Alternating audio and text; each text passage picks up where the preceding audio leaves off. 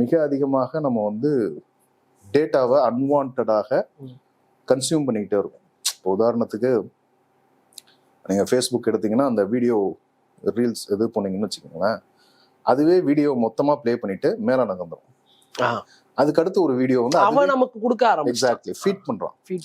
இப்போ நீங்க வந்து முடிஞ்ச அப்புறம் யூடியூப்ல நடக்கும், அது முடிஞ்சப்ப அடுத்து ரீல்ஸ், இன்ஸ்டா எல்லாத்துலயுமே. ஸோ அப்போ மொபைல் நீங்க வச்சிட்டீங்கன்னா அது பாட்டுக்கு உங்களுக்கு விஷயத்தை காமிச்சுக்கிட்டே இருக்கும்.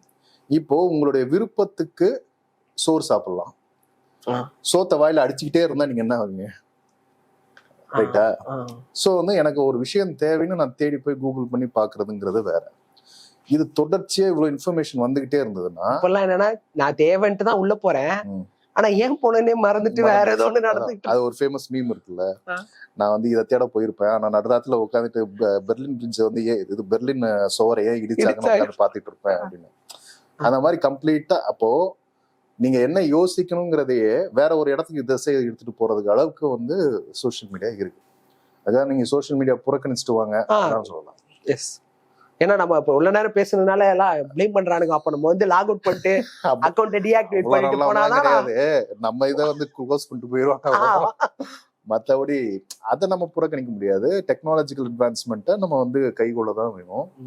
என்னன்னா அதுல இருக்கக்கூடிய சிக்கல்களை புரிஞ்சுக்கணும்.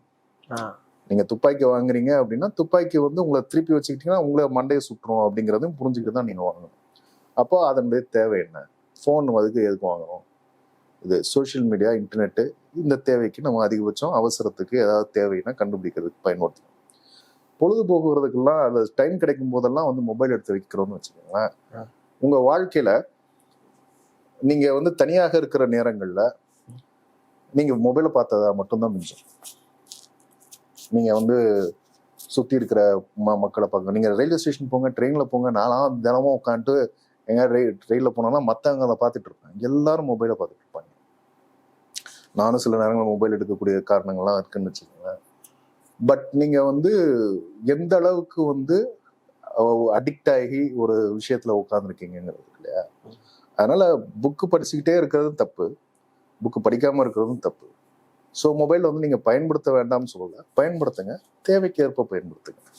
அது இன்னைக்கு இருக்கக்கூடிய போதை மருந்து மாதிரிலாம் வந்து போய் பயன்படுத்திக்கணும், அது சிக்கலாம். எனக்கு கேட்க எப்படி இருக்குன்னா, நம்ம ஸ்கூல் படிக்கும் போதெல்லாம் ஒண்ணு சொல்லுவாங்க, வர சீஃப் கெஸ்ட், அது சுதந்திர தினத்துக்கு வரவனா இருக்கட்டும், இல்ல ஆனுவல் டேக்கு வரவங்க எல்லாருமே வந்து தம்பி படிக்க, தம்பி படிப்பு தான் தம்பி வாழ்க்கை, வெளியே போனா அப்படி. அப்பெல்லாம் அதை கேட்கறதுக்கு கடுப்பா இருக்கும், என்ன சும்மா படிப்பு டார்ச்சர் பண்ணி கேட்குறேன். ஆனா இப்ப அதோட சீரியஸ்னஸ் புரியுது. பட் விஷயம் என்னன்னா, இப்ப இருக்கிற ஜென்ரேஷன் மொபைலையும் சோசியல் மீடியாவையும் பார்த்து யூஸ் பண்ணுங்க அப்படின்ற அட்வைஸையும் அப்படித்தான் பார்க்கும். இல்ல அந்த கருத்தையே அப்படிதான் பார்க்கும். நான் அட்வைஸாவே சொல்லலாம், எனக்கான உரைக்குது.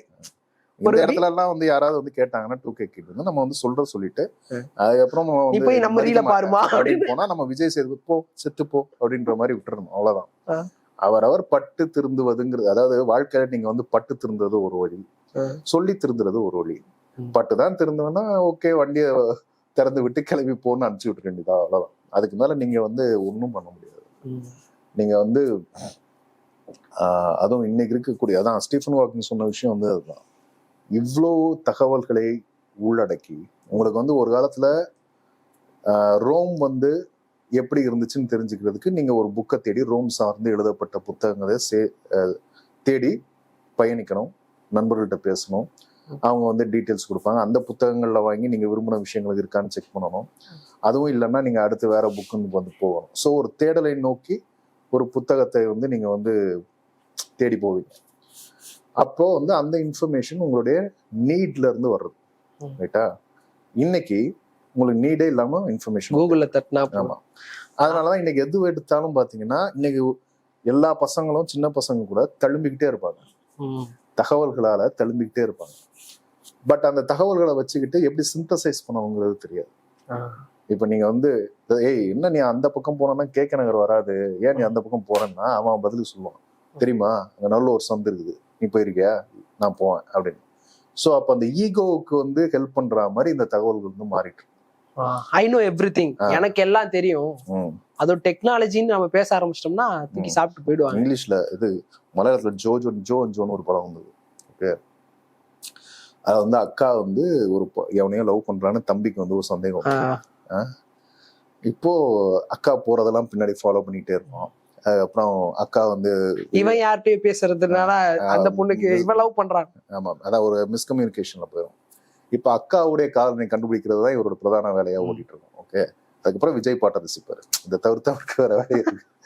அவர் வந்து இப்படியே போயிட்டு நோட்டம் விட்டுக்கிட்டே இருப்பாரு. இப்பவும் கண்டுபிடிக்க முடியாது. இப்போ அதனால என்ன பண்ணுவாங்கன்னா, சட்டுன்னு மொபைல் எடுத்து how to find sisters lover அப்படின்னு கூகுள் பண்ணுவோம். அதுக்கும் ஒரு லிஸ்ட் வரும். உங்க வாழ்க்கையில அதெல்லாம் ஒரு மீம் இருக்கு, மீம் இருக்கு. கூகுள் சட்டையை பிடிச்சி ஏன்டா டே அப்படின்னு கேக்குற மாதிரி. அப்போ இதான் வேலையா? சோ உங்களுடைய எவ்வளவு தூரத்துக்கு பிரச்சனைகளுக்கெல்லாம் கூகுளை சார்ந்து இருக்கிறது இருக்கு இல்லையா? அது வந்து இப்ப நான் டாக்டர்லாம் வந்து ஃபோன் பண்ணி இது இந்த மாதிரி உடம்பு முடியல, இதுக்கு என்ன பண்ணுவேன்? அதுவும் அந்த ஹாஸ்பிட்டல்ஸ் டாக்டர்களுடைய பிரச்சனை ஒண்ணு இருக்கு இல்லையா? இப்ப டாக்டர் கிட்ட போறவனா டாக்டரா இருப்பான். இது வந்து நீங்க வந்து இந்த மான்டெக் போட்டுருங்க வேணும்னா. மான்டெக் சரி பண்ணுமா? இல்ல, மான்டெக் பதிலா இப்ப மான்டெக் க்ளூஸ்னு ஒண்ணு வந்திருக்கேன். அது போட்டா என்ன ஆகும்? உடனே இப்போ வந்து என்ன திட்டுவாரு டாக்டர், இத போட்டு செத்துரு அப்படின்ற மாதிரி. டாக்டர் கிட்ட வந்தா டாக்டர் வேலை பார்க்க, நீங்க வேலை பார்க்காதீங்க அப்படிங்க.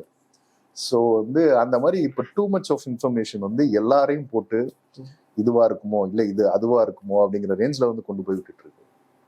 அதனால அளவுக்கு மிஞ்சினால் அமிர்தமும் நஞ்சு, டேட்டாவும் நஞ்சு தான், தகவலும் நஞ்சு தான். அந்த புரிதல் இருக்கும்.